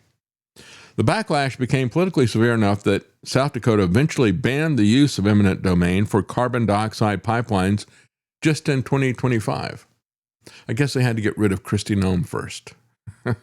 What a crook she was. It seems to be a pre-qualification. You got to be somebody like Kristi Noem or Kash Patel or anyway, it's a whole list of these clowns that are in that administration. What makes the situation particularly volatile is the emergence of a broader economic philosophy that increasingly treats ownership itself as inefficient when compared to centralized management systems. And again, this is part of the technocracy, right? We are only going to be concerned with what works, and we are not going to pay any attention to individual rights if they get in the way. I mean, we've heard Mike Johnson in terms of talking about ICE and search warrants. It's like, can you imagine if we had to get warrants? Can you imagine, says the Speaker of the House, the Republican Speaker of the House, can you imagine if we had to follow the Constitution? What a hindrance that would be. No, we want to have something that is efficient. Well, the Nazis could make the trains run on time, supposedly. The question was, where were they taking the trains once they put the people in them? The gradual replacement of independent ownership with conditional access controlled by interconnected institutional authorities with ultimate control over property becomes layered beneath zoning commissions, environmental agencies, taxation systems, redevelopment authorities, financial institutions, insurance corporations, and emergency regulatory powers. That's what Trump likes. He likes those emergencies. It's now become instead of the executive branch, you now have the emergency branch. They're capable of overriding individual autonomy whenever larger policy objectives demand intervention. Even in the absence of a coordinated conspiracy, the cumulative effect can still produce the same practical outcome, the gradual erosion of truly independent ownership. There is a property tax revolt that is coming, folks. People cannot comply with the ever-escalating property taxes. And again, when you look at what has happened because of inflation, when you look at what is happening to property prices, that's what squeezed the younger generation out of being able to afford it. And that is making it difficult for the older generation to be able to sell their homes if they want to, anybody who owns it. But they can squeeze the people who have gotten into home ownership out by escalating the property tax rates. And this is something that I think is going to be increasingly in view as things get tighter and tighter for Americans. As a matter of fact, when I talked to Eric Peters last week, he was talking about, how our society has slipped to the extent that, just going out to a fast food place like Burger King is something that gets extremely expensive, $25 or something. Travis and his wife just had that experience yesterday. They were out, they decided the same thing, just like Eric Peters. Well, we'll just stop by and grab a burger, at a fast food place. And they wound up spending $25 off of this. The inflation, and we're going to see even more of that food inflation because of what Trump is foolishly doing with the blocking of trade many different ways, not just the Strait of Hormuz, but with tariffs as well. Liberty has never been efficient. Let's remember that, right? Liberty is not efficient. Liberty is not safe, right? As Jefferson said, always, I prefer dangerous liberty to the slavery of safety or something to that effect. But that is what he should have said if he didn't say it. Anyway, they always want to sell us safety and they want to sell us efficiency, and they always do that by promising that if we give up our liberty, we'll get safety and efficiency. That's not true at all. Genuine freedom depends on the existence of friction, the ability of individuals to refuse, to resist, to delay, to negotiate, to preserve spaces outside of the reach of central planning systems. The farmer who refuses to sell ancestral land, the homeowner resisting redevelopment pressure, the rancher opposing compulsory easements. From a purely technocratic perspective, this kind of resistance appears irrational because it slows development and complicates large-scale planning objectives. But from a liberty-centered perspective, these acts preserve the final boundary separating ownership from conditional occupancy. In this sense, the debate surrounding eminent domain extends far beyond legal procedure or infrastructure policy. It touches the deeper philosophical foundations of a civilization itself. The long-term consequences of this transformation may become even more profound as artificial intelligence, predictive governance systems, and centralized economic planning begin converging into a single, unified administrative framework. That's what we're talking about, folks. And when you look at everything the Trump administration is doing, that points to this centralized, single administrative framework. As I was saying last week, you look at the Genius Act, the Genesis Act, the Clarity Act, and on, all these different things that they're putting in there in terms of crypto, in terms of artificial intelligence, in terms of identification, so we can protect the children from this or from that. And even in terms of E-Verify becoming mandatory and all the rest of this stuff. That is where they're headed. And all of these things that are being pushed into place by Donald Trump. And I tell you, the number two person in all this is Marsha Blackburn, the senator, who is going to be the next governor here in Tennessee, most likely. She is way ahead of anybody else. And she has been on top of all this stuff, even the Trump AI Act. She's put that together. She is an incessant cheerleader for this technocratic agenda that Trump is the point man there to install it. So for centuries, governments lacked the technological capacity to monitor property usage, to monitor energy consumption, environmental compliance, financial behavior, demographic movement, and land productivity. But now they can do it, and they can do it in real time. So their lack of being able to do that functioned as a restraint on centralized authority because they had no moral restraint. They had no legal restraint. And now with the technology, they have no practical constraint either. They're rapidly acquiring precisely these capabilities through these new laws. And so Brian Lutz says, we're going from a civilian to a military economy. And this is exactly what a declining empire's economy always looks like. Empires don't announce their decline. They reveal it in the data. Rome elevated the military as their empire was decaying. Britain did the same thing after 1914. And after 1971, when Nixon severed the dollar from gold, America began the same process. And of course, with the war on drugs, we began militarized policing as well.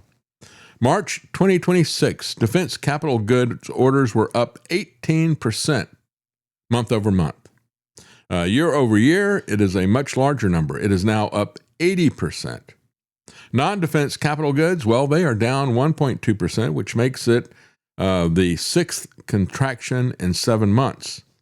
If you strip out defense production and the headline factory numbers move negative. When you look at our economy, it is basically war and artificial intelligence, which will be used for war, abroad as well as against us. And that is the economy. That is what the stock market is. And that is where all the growth has become. A federal government these days has 3 ways to pay its bills. It can tax, it can borrow, or it can print. Well, if they wanted to tax us for the $1.5 trillion in defense, again, that's $11,100 per household. You got that sitting around on the kitchen table. So that's not going to happen. They would get pushback against that. Every empire elevates the military as the civilian economy decays. Rome did it under Diocletian. The British did it after 1914. America began to do this in 1971. The Vietnam era proof is the cleanest. After the war ended, federal government spending kept rising. The 1969 federal surplus of $3 billion turned into a $23 billion deficit by 1972 with the war winding down. Now we're talking about 1,000 times more. Isn't that amazing? In 50 years, go to the deficit that is 1,000 times bigger. The Pentagon's 2027 national security request will exceed, now they say in this article, $2.5 trillion, but it's $1.5 trillion unless they're including additional replenishment costs. The cost of the war in Iran isn't even in that budget. You can see what the printing looks like. Federal interest expense just crossed $1 trillion trailing 12 months, and the monetary supply measurement of M2 is heading vertical. Mises predicted this curve. The Census Bureau is now reporting it. Eventually, the currency thins out, the military thickens up, and the middle class evaporates between the two of them. Weimar Germany, late-stage Rome, the Soviet Union in its last decade. Each time, the people who held the state's paper currency got wiped. Each time, the people who held gold got out. It's one of the few things that you and I can do, and that is to distance ourselves from this criminal financial system designed for confiscation, and that is to hold physical gold. Again, you can go to davidknight.gold. That'll take you to Tony Arterman. Think about that. Seriously, think about it. What is it that you can do to prepare? There's a lot of things that you can do to prepare for skills, for growing your own food and that type of thing, but it's also very important to prepare to protect whatever wealth you have and to begin accumulating that. You can do that at davidknight.gold. Well, we're going to take a quick break, and we will be right back. We have a comment here from Jason Barker. He says, we went to Waffle House the other day, and for myself, my wife, and my grandson, we spent nearly $40. We used to be able to eat at Waffle House for about $4 to $5 for a lot of food. Well, did you transport to Waffle House? That's what I want to know. We had that Trump official who says that he transported to Waffle House. There's got to be more to that story. People need to look into that a little bit more. But yeah, Waffle House, $40. Wow. All right, we'll be right back, folks.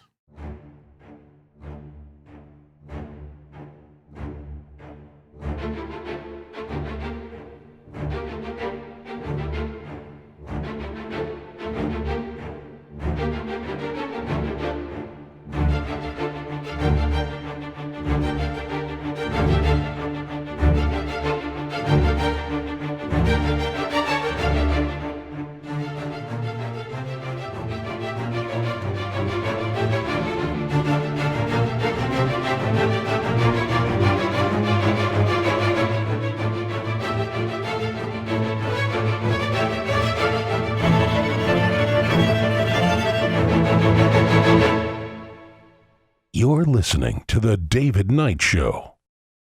If you like the Eagles, on a dark desert highway, the Cars, and Huey Lewis in the News, they say the heart of rock and roll is still beating. you'll love the Classic Hits channel at APS Radio. Download our app or listen now at apsradio.com.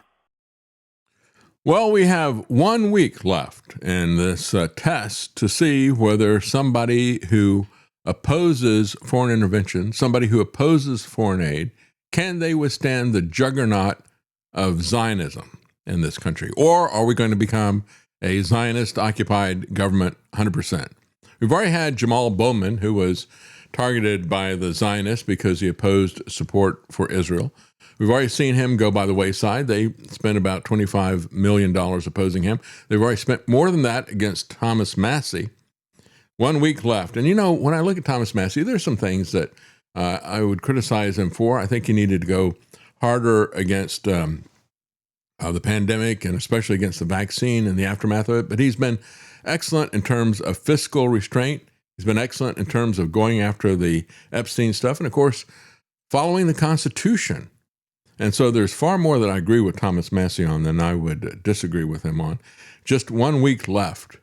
And here's what he had to say about how these Zionists are fighting him. So what is the current polling in your race? It's a single point lead for me.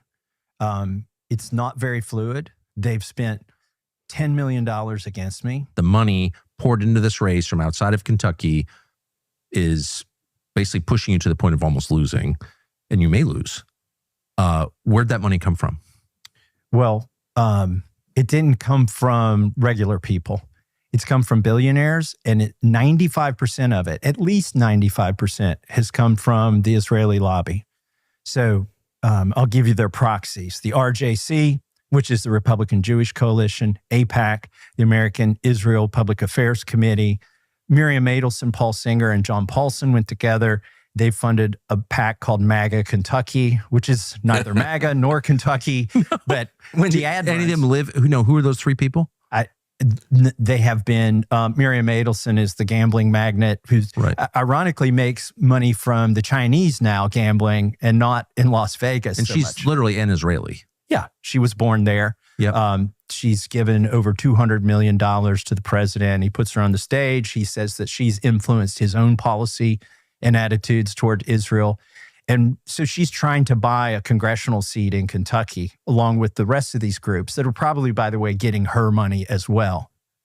And there's also another interesting faction called Christians United for Israel. They're really just another wing of AIPAC and RJC that's been used to co-opt Christians into supporting their position.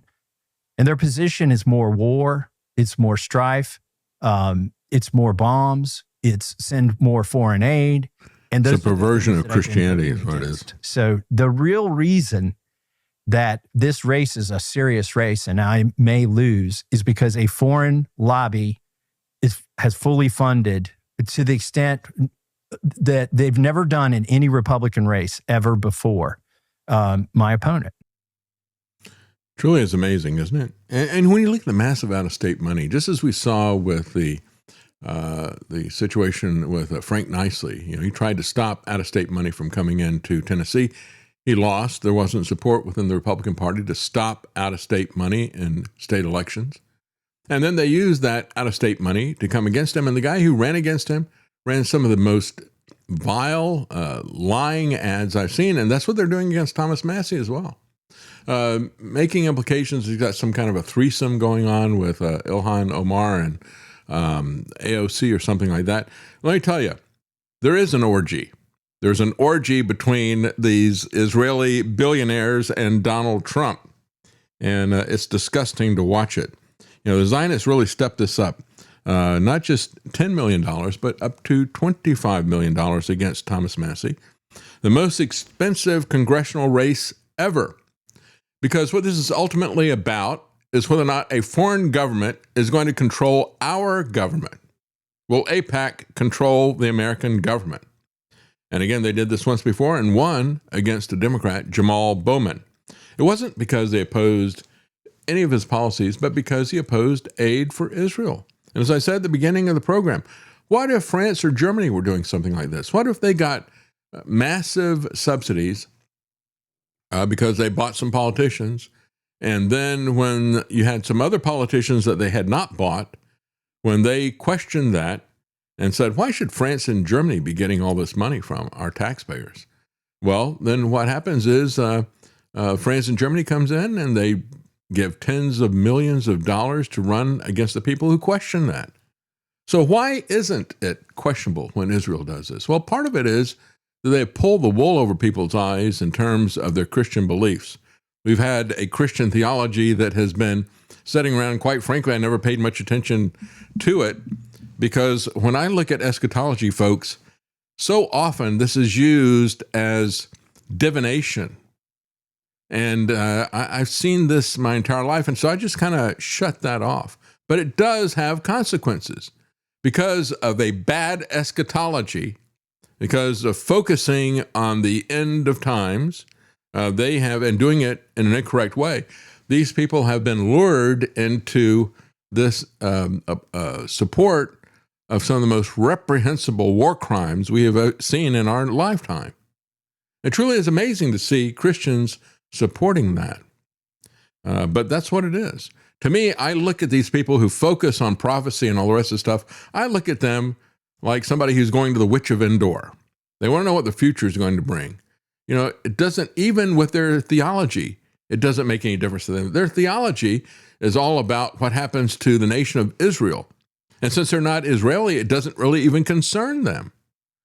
But they are focused on that 100%. So again, you got MAGA Kentucky, which is nothing but Zionist billionaires who don't live in Kentucky, as he pointed out. You got AIPAC, you got Republican Jewish Coalition. I wonder if there's any other kind of Republican coalition at this point in time. You've got the threesome slander. So he has responded with an ad showing Paul Singer, one of these Zionist billionaires, coming after him. He showed a picture of Paul Singer with a Star of David in rainbow colors behind him. And one publication said, well, that's kind of underhanded.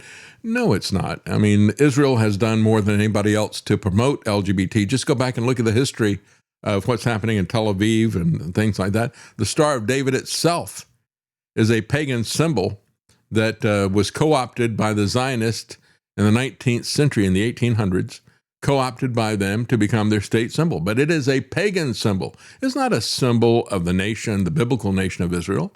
If anything, they would always use the menorah. This Star of David is a pagan symbol, and it's most likely the star that was referenced as an idolatrous star in the Old Testament. So Trump endorsed this guy, Gallerine, who is afraid to debate Thomas Massey. Trump traveled to Hebron, Kentucky on March 11th to campaign against Massey, calling him a disaster for our party. What party would that be? That'd be the Zionist party. And calling him the worst person. Well, Gallerine, like Trump, is afraid to debate actual issues. They engage in personal attacks, ad hominem attacks. Gallerine has the backing of the pro-Trump super PAC, MAGA Kentucky, which has poured millions into the Andy Massey advertising campaign. And again, it's all lies. The 4th District is rated solid Republican. It is a R plus 18, heavily Republican. So that means that whoever wins this is going to be the member of Congress. And again, is it going to be Make America Great, or is it going to be Make Israel Great? Will it be Milk America, Gut It Again? And that's what's going to be happening if the Zionists get control of this. It is going to be a Zionist-occupied government, if ever there was one. It's kind of interesting also this week. You had Jack Dorsey, the former owner of Twitter. He founded Twitter. He endorsed Thomas Massey for president. Well, he's not running for president. I wonder if Jack Dorsey has helped him in this congressional race. But, you know, Massey is a libertarian. He is friendly and responsible to America first. But, you know, when you look at Jack Dorsey, I don't really know what he's coming out from that. I've seen John Cleese retweet things that Massey has talked about in terms of Epstein, because in other countries besides the United States, being connected with Epstein is disqualifying and criminal. Here, it's not a problem. We're not supposed to pay any attention to it, according to Ben Shapiro. It's kind of interesting in the UK, and let me just say this before we stop. Fergie, who was the divorced wife of Prince Andrew, she has been now linked to P. Diddy, this rapper rapist that is there, partying with Epstein. Of course, they met through Jeffrey Epstein. Think about that. The royal family, Prince Andrew, Fergie, all of them. It's one big club, ain't it? Well, have a good day. Thank you for joining us.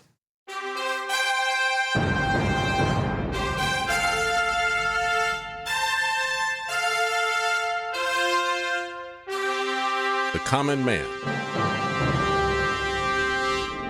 They created Common Core to dumb down our children. They created Common Pass to track and control us. Their Commons Project to make sure the commoners own nothing. And the communist future.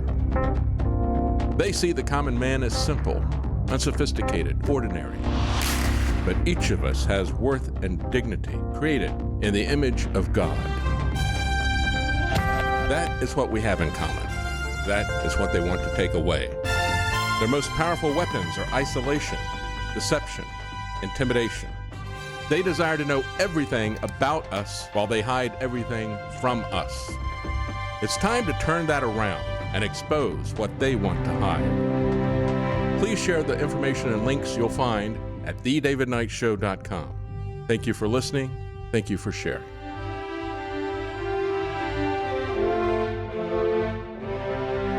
If you can't support us financially, please keep us in your prayers.